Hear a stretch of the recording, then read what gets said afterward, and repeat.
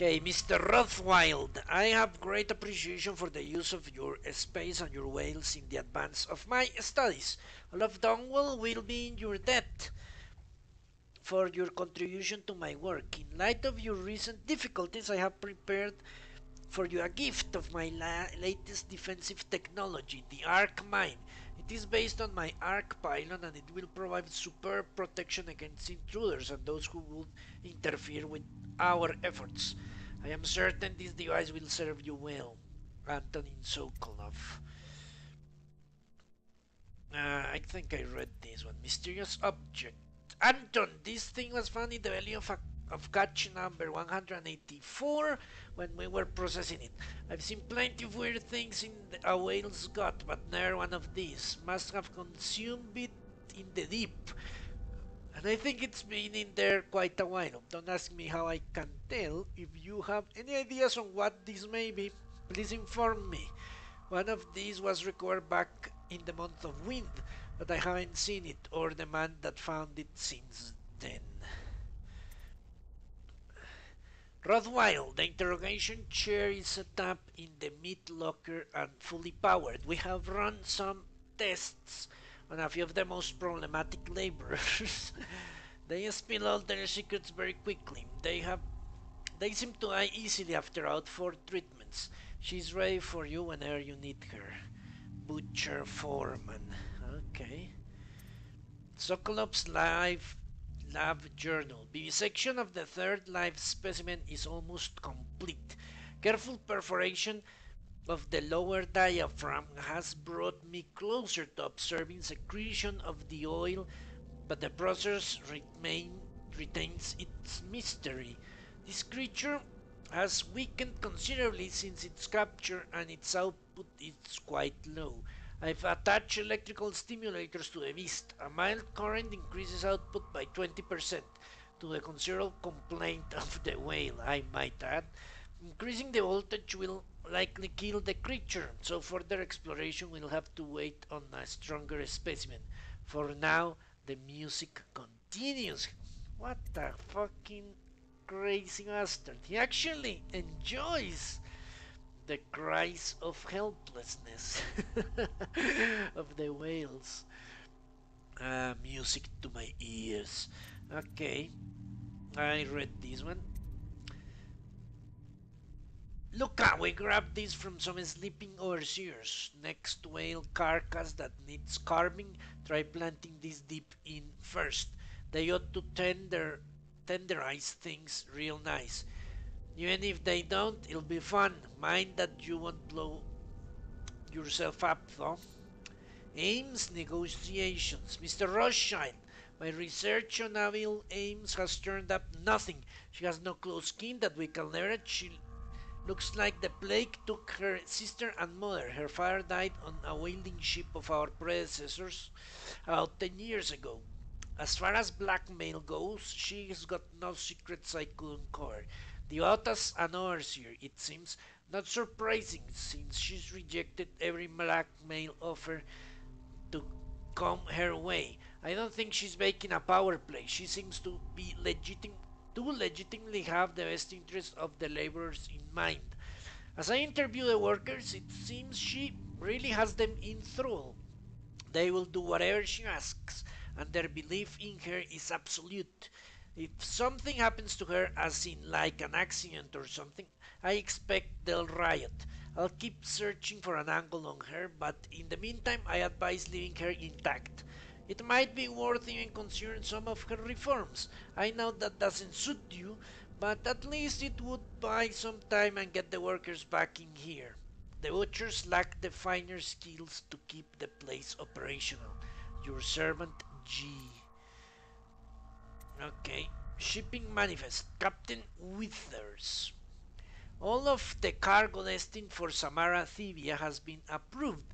Please delay loading until just before your departure. There is a special delivery that was to be prepared by Foreman Ames, but she has been detained at the moment, so that particular shipment is suspended for now.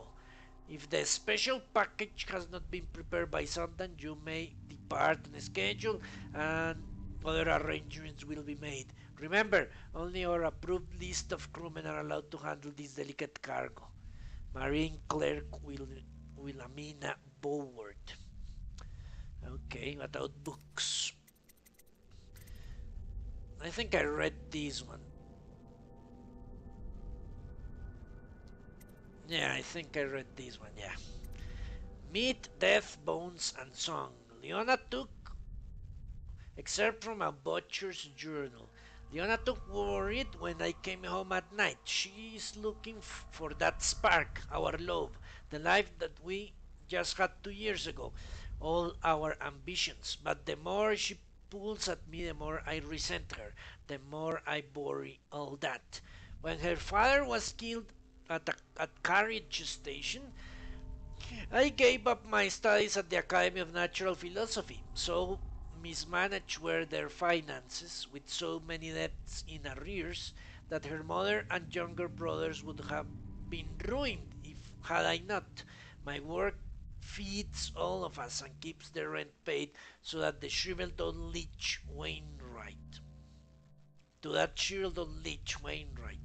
I hate this work, but in the time of plague it takes all one's efforts to stay afloat of the desperation, the blood, and the rats. There are bribes that must be paid to the Lord Regent City Watch, and Barrister Arnold tinched death counters. Offend the wrong bureaucrat and your home is seized and you're off to the flooded district. So it falls to me. Every day I drive my screaming saw into the beast's eyes wide open. I studied them for years at the academy and on my trips into the field. Now, working in the slaughterhouse, the wrongness is like a wound in my head. The first months I worked in a numbed state. Then my predominant mood was anger. Now the wound is scaling over, and on some days I feel a kind of power. My entire existence is meat. All there is in my mind is meat, death, bones, and song. The terrifying songs. They come to me in my sleep now. I look into the great eye as I take away life slowly.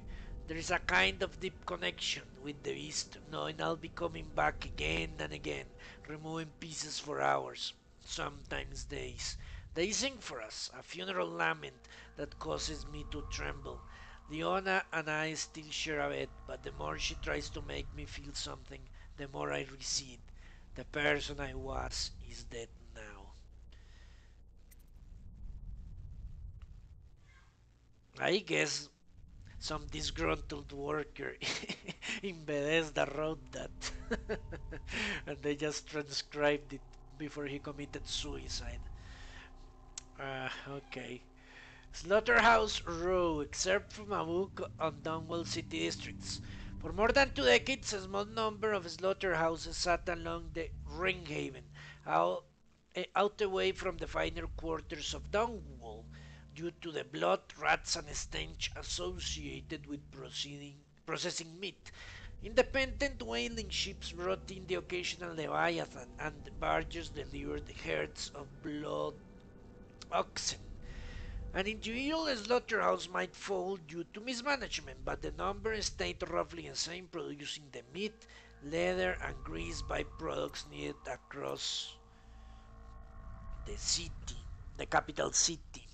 Only when the Roseberry processing treatment was discovered did the whaling trade begin to rise in prominence, driven by the many new uses for the much more volatile refined whale oil, including military and security uses. Early into the Empress Jessamine Caldwin's brief reign, the well-known inventor and natural philosopher Anton Sokolov introduced a series of devices that would begin to see deployment across Dungwall, directed by Royal Spy Master Hiram Burroughs.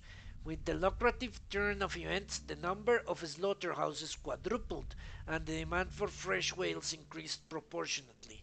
Many districts immediately adjacent to what was suddenly known as Slaughterhouse Row began to change as families moved away to avoid the industrial fumes and awful runoff produced by the processing plants. Offal.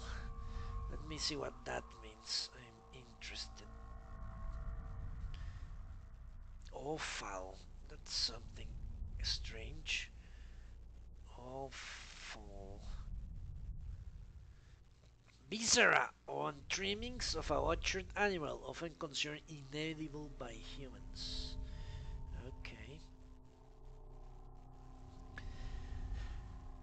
Crime grew overnight, forcing the City Watch to redouble its efforts against Dungwall's gangs and fail, apparently. Both checks on the Greenhaven. A letter accepted from a book on letters of the City Watch assigned to the Greenhaven River. Dearest Rutherford, your latest writing brought me a mix of sadness and delight. I was sorry to hear of the passing of your friend Corcoran from Morley. He was undoubtedly a good man and a worthy ally in your work with the City Watch in Dungwall. I know that the river patrol is a difficult assignment, especially during these times, but it is important work. So, given all that you've told me, I can only assume Cochrane was brave as you are, my younger brother. Thanks, Dave. David, sorry. I read it. I have a thesaurus here, handy. It saddens me that such a vile organization as the Dead Eels even exists outside the realm of those lurid Gothic gnolls. Dead Eels. We read as school children. That you and your men should have to face them out on the waters of the Rainhaven is just terrifying. Boats must be checked, I know. But if you should be harmed while ensuring some Thivian fur trader is carrying the correct tax papers, I'll never forgive this new Lord Regent and his flurry of laws. You talked of adventure. What? Who sent this letter? I'm guessing it's his girlfriend or something. You talked of adventure and you cite on and danger seems to excite you. But you'll forgive me if I hope to see your patrol transferred further west, near the Cold Winds Bridge, where the military presence is stronger and the smuggling gangs fear to ply their wicked trade. I've gathered this much from the newspapers. Perhaps there is nowhere safe in Dungwall right now, certainly along the river. It pains me to imagine the customs crew at the checkpoints near your patrol being so short-handed. My mind reels at the thought of how anything else can take priority over my brother's life. Ah, my brother, okay. I tell you, what I wouldn't give to be in charge of allocating the security details.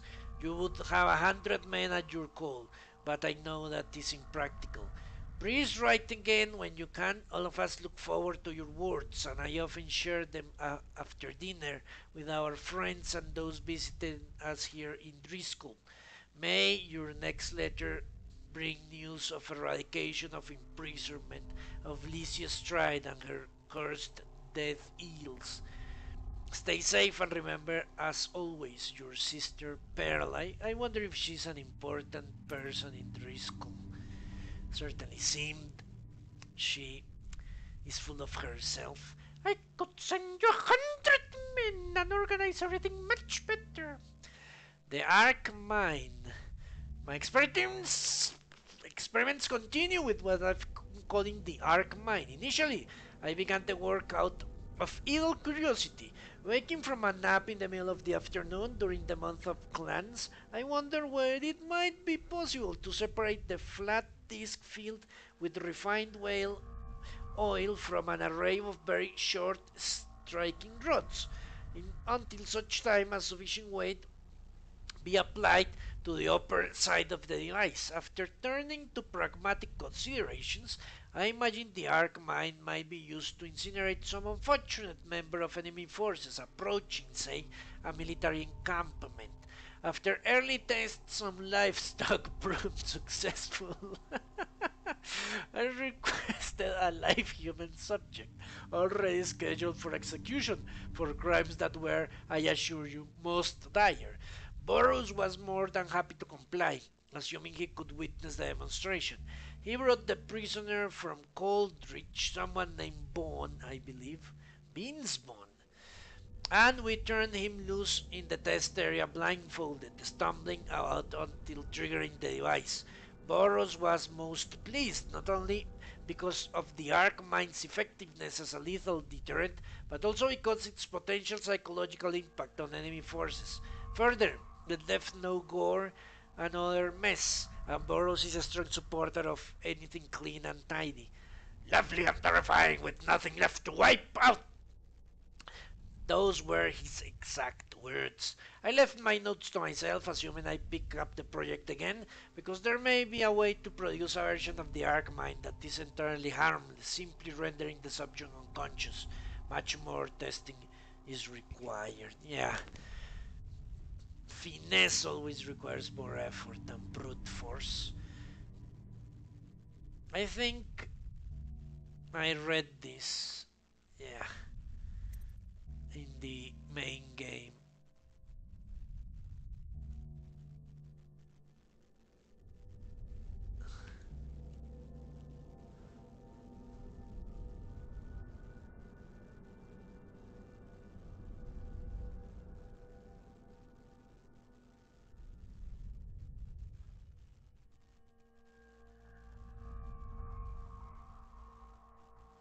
I don't think I read this. Harvesting whale oil. Manual on trading whales and refining the oil. In earlier years, the methods used to reclaim whale oil from blubber were both inefficient and dangerous. The original technique required the raw blubber to be sealed and pressurized in cookers, which forced the volatile fluid out of the tissues and into the collection tanks. The refined oil was then cooked rapidly when the pressure was reduced, and if synchronization of these processes was not perfect, it was possible for the oil to release all its energy in a devastating explosion. This is believed to be the cause of the historic Fullerton whale house explosion that cost over 150 lives. Modern industrial trends have reduced the dangers of collection while increasing the output from each creature. Greaves Refinery made the first steps in live collection, aided by research from the Natural Academy of Natural Philosophy. In the wake of the plague, Greaves has suspended operations, and this process is not applied at the Rottweil slaughterhouse. No longer it is the whale blower removed and harvested, but instead the very mechanism that creates the whale inside the whale is stimulated. Creates the oil inside the whale is stimulated. And the resulting oil is drained away and stored. This results in a more stable raw oil that is easier to refine with more tanks harvested from a single whale. Yes, effectiveness and efficiency.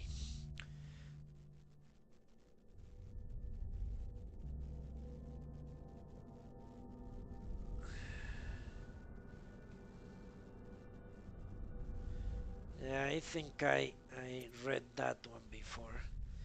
Operating a Orchard Saw Company pamphlet. First, a reminder, all equipment within the Rothwild slaughterhouse is the sole property of Mr. Bondry Rothwild himself. This to an individual worker on a per shift basis. A butcher saw is not to be equipped and used without proper training and authorization. Misuse of the equipment could result in disfigurement or death. The saw itself is composed of three systems: power supply, cutting blade, and chip ejector. The reciprocating blade is cast of hardened steel and when properly maintained provides severe sharpness. It is crafted to slice flesh but will cut bones with ease. The mechanism for powering the blade is a harness supporting custom-sized tanks for whale oil, capable of driving the saw for an entire shift before the refilling is required. Care must be t- Care must be taken not to strike, hit, or electrify these tanks. Okay, I would have must be taken, maybe. The ejector is a new modification, casting out a stream of fat blade fragments. Since the girth of a whale often exceeds a watcher's reach, the ejector allows for blasting away unwanted offal or breaking down dense bone at a distance. Okay. Factory management in our times. A book covering the approaches and personalities behind Dungwall's dominant whaling houses. Seemingly willing to risk an industrial secret he possesses, Bondry Rothwell has granted none other than the infamous Anton Sokolov liberal access to the Rothwell slaughterhouse. Sokolov, of course, well known on several fronts. As royal physician, he served the late Empress Jessamine Caldwin. The man, originally Tibian, is a fixture in the art world as well, and his portraits are all the rage among the aristocracy. But Sokolov is of interest to Rothwell because of his work as an inventor and because of his associated role as head of the Academy of Natural Philosophy. No doubt, Bondry Rothwell believes that if Sokolov spends enough in the guts of his factories, the brilliant man will continually make invaluable adjustments to the machinery there. Who knows what industrial improvements Rothwell has enjoyed since Sokolov began haunting his slaughterhouse. And since the Rothwell process involves keeping the wells alive for sometimes days as means of extracting more oil from the beasts, Sokolov is keenly interested in visiting so that he may perform his obscure vivisection experiments. In very few places would this be possible, so the benefits to both men is obvious. For those who have had the pleasure of touring Rothwell facilities, a number of lessons can be taken away. The man runs a tight ship, as it were, with the lowest workers scantily ever complaining about the role in the scheme of things. Yeah, right.